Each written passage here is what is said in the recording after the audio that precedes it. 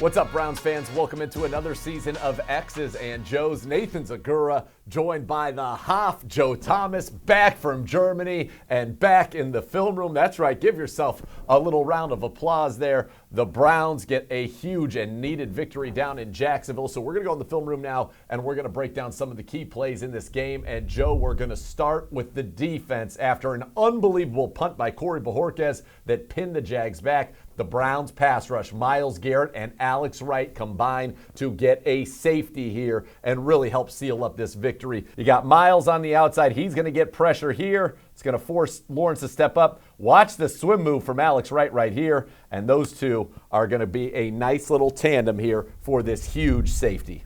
You can see that Alex Wright has moved wider. Usually that defensive tackle is going to line up right on that guard, but he widens. So he's lined up over the offensive tackle. What that does is because he knows, hey, the Jacksonville Jaguars are probably going to be sliding to Myles Garrett, right? We want a 3-on-2 with Myles and whoever that defensive tackle is. But Alex gets wider because now what that does is it forces the offensive guard to set wider and to create a little bit of space between him and the center, which is exactly what Alex Wright is able to exploit. So he gets wider. He forces the guard to move out because he knows that center is going to be coming for the double team, but it's just not going to happen right away because the guard is thinking, hey, I need to put hands on this defensive tackle and then go help my tackle on Myles Garrett. So Alex knows the only possibility that he can to be able to get in here and make pressure on the quarterback is I got to get that guard to move off of his spot, to beat him quickly, and to get into that gap before the center slides over and it turns to a double team on our 3 technique. Alex Wright knows swim move. That's the best way to the inside to get quickly into that gap. He executes it perfectly. He grabs his left hand on the back of the offensive guard's right shoulder pad, knocks him forward enough to create that vertical space and separation for now Alex to skinny through. And then Myles Garrett, of course, he's the one that sets the play up because he beats the tackle around the edge, forces Lawrence to step up. Now Alex Wright's in the gap. When Trevor Lawrence tries to step up, Alex Wright is able to get in that gap and to make the play on Trevor Lawrence before he's able to slip out of the pocket and throw the ball down the field to one of his receivers who may or may not have been a little bit open. By the way, Hoff, talk about this swim move. I mean, Ezra Cleveland doesn't even touch Alex Wright right there. He almost falls over. Look at him. He's kind of lurching. That's not the position you want to be in as an offensive lineman. Your numbers here, the guy you're supposed to be blocking past you, and you have no idea really what's going on. But you can see here, Myles wins on the edge. That's going to force Lawrence up into here, and guess who's right there?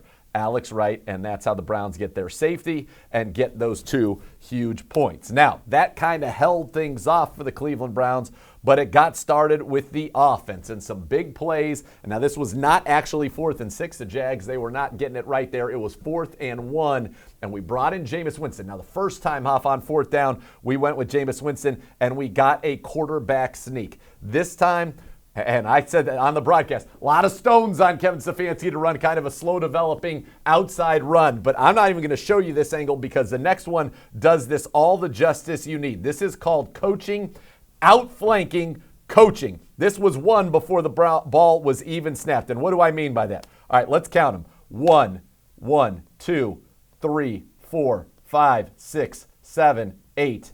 8 Jags are between Joel Bitonio and the right side of the field, right? So that means there is not a lot out here for them. And actually, I think there's another guy right here. So I think that's 1, 2, 3, 4, 5, 6, 7, 8, 9, 10, and 11. The Browns have their tackle, they've got their tight end, and they have got right now Nick Harris, who's playing fullback here. Now they're going to use motion to make the Jags shift. And now look, we just took another guy out of there. So let's look at when this ball snapped. You've got 3 Browns right here, plus a receiver for how many Jags? 1, 2, 3, 4, 5, 6, 7, 8, 9, 10 of them. I mean, you had this one before the ball was snapped running left, Hoff. The great thing about this is that the Browns have a very well-practiced short yardage goal line package. And that's so important because so many games are won and lost in short yardage. And with as aggressive as Kevin Stefanski likes to be on 4th down, going for it, you got to be ready for all scenarios. And that's why the Browns felt comfortable putting Jameis in there, giving the Jaguars the look that they're going to run quarterback sneak, and then having the trust in Jameis to understand, hey, if you have the quarterback sneak, you can take it. But if the play is there that we think is going to be there, where they're trying to pull Joel Bitonio, we used to call it G lead. it's really good versus almost any front that they're going to bring in there except for a 6-2. And because you're probably going to get man coverage, you're going to get some type of a 5 down front up front with the defensive line. You're going to get man coverage on your receivers. When you send the guy in motion, you're going to take one additional player away. Now you've got Nick Harris, who's been subbed in there at fullback, coming leading on the front side. You've got Joel Bitonio pulling around, and you feel really good that there's going to be some softness in the defense in that D gap right outside of where the tight end would normally be. And you feel good that your quarterback's going to make a good decision on whether to run the play or don't run the play, just call timeout and then go back and punt it. But obviously, when you get an alignment like this from the defense and they miss a line, somebody doesn't line up over the tackle, you feel good even about a quarterback sneak. But when you have a play that's called up outside, away from 9 different Jaguars, that's a perfect call for the perfect situation in this game.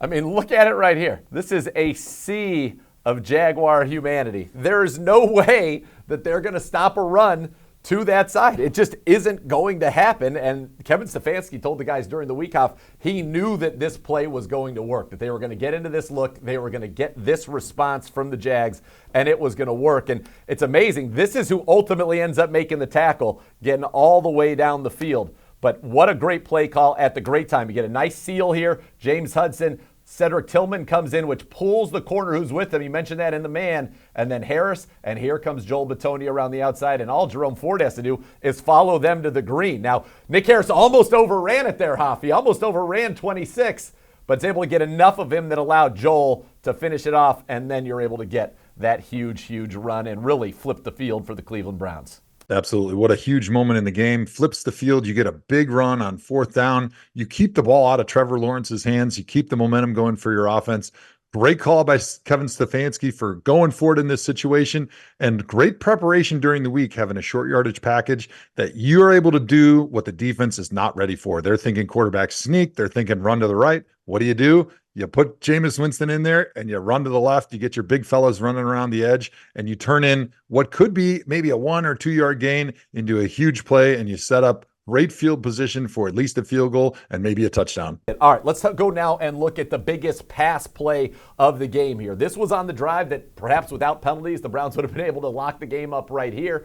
But Deshaun Watson, one of his best balls of the day. And what you're going to see here is the Jacksonville Jags in what I call kind of a Tampa 2. So they're going to rush 4 right here. These 4 are going to rush. You're going to drop 7. You're going to have this slot corner kind of playing like the Tampa 2 Mike linebacker. He's going to run with anything down the seams. And then you're going to have a deep half here, and these guys, you'll see, they're going to drop kind of in a little bit of a cloud flat here on the outsides. And so when it's cover 2, Hoff, where are the openings? If you can get a little work here, it's in between. They call that a hole shot. Now, this is going to happen much further down the field, but you'll see as the play unfolds, that hole shot open up here for Jerry Jeudy.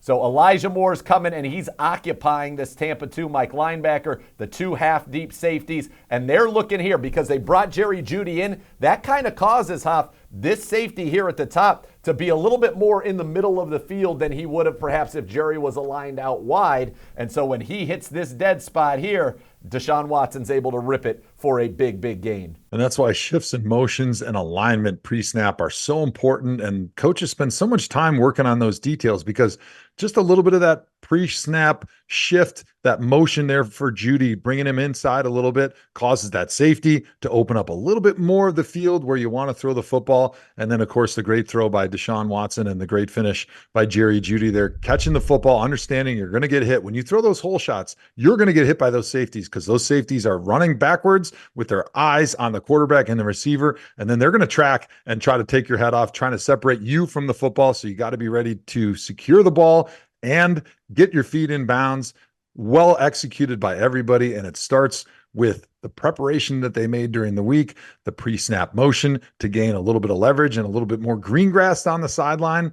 And then when you put yourself in good positions to succeed and you execute, you give yourself a chance to win a really important game for the Browns in week 2. Yeah, that was on a 1st and 15 following a penalty, a huge play. Now let's look at from the protection side of it. You're going to get one-on-one over here. You're going to get a nice little chip and release from Jordan Akins that really allows James Hudson to get in a great position here, and the Browns are able to get a nice pocket off of this hard play action. So Posick right here, he's in the middle. He's going to come and help out Wyatt Teller. Bitonio Antonio one-on-one. You see the chip here. That allows Hudson to get in a very good spot here and secure that side. Now, Travon Walker ultimately gets around DeJuan Jones here, but when he's such a big guy, Hoff, it takes so long that the Browns are still able to get this pass off comfortably from the pocket. Yeah, it reminds me of when you're in Las Vegas and you got to go a block. The blocks in Vegas are a little bit different than the blocks in Cleveland. When you're running around DeJuan Jones, there's a little bit more space that you have to go to run around it because he's a big man. And even though he's not able to hold the block as long as you would like, Travon Walker has to run a long way to be able to get the hit on Deshaun Watson. And when you're throwing the ball down the field, quarterbacks are expecting a little bit of contact because it does take a little bit more time, but the benefit is a huge explosive play in the passing game. So you want to take those risks at some point during the game. And it was great to see our tight end chipping for James Hudson there at left tackle, because that was one of the things that I talked about going into this week. Hey, Browns need to find more ways to throw the ball down the field to get some of those shots, and to be able to do that when you're going against some good pass rushers, all you have to do is you have to keep a tight end or a running back in that hip pocket of that tackle to just give a little bump. Sometimes it's just your body presence of being there that forces the rush to rush on the offensive tackle rather than around the corner. And that's all an offensive tackle needs to be able to secure that block and give Deshaun Watson the time he needs to go down the field. All right, Hoff, you had to go down to Jacksonville, get a win. You did it. We just saw 3 plays that were critical to that victory for the Cleveland Browns. The Giants come into town. How do you make sure you stay focused and ready to take on a team that has struggled through the first 2 weeks of the season, that you don't take them lightly? Well, I think Kevin Stefanski is going to do a great job because he is so good with that steadied, measured 1-0 approach, just worrying about the team that's in front of us. And everybody knows in the NFL, every team's good enough on any given Sunday to go and beat anybody that they face. So the Browns better be ready, but it's going to be a lot of the same game plan that they had this week, right? New York Giants, they gave up a lot of rushing yards, over 200 to Washington last week. So the Browns are going to come in there with a rushing focus. Hey, if we can establish the ground game, that'll open up some of our shots down the field and play action like we just saw. And that'll be the key to success to beating the New York Giants. All right, for the great Hoff, America's a better place right now with the Hoff back in it. I'm Nathan Zegura, thanking you for joining us for another edition of X's and Joe's.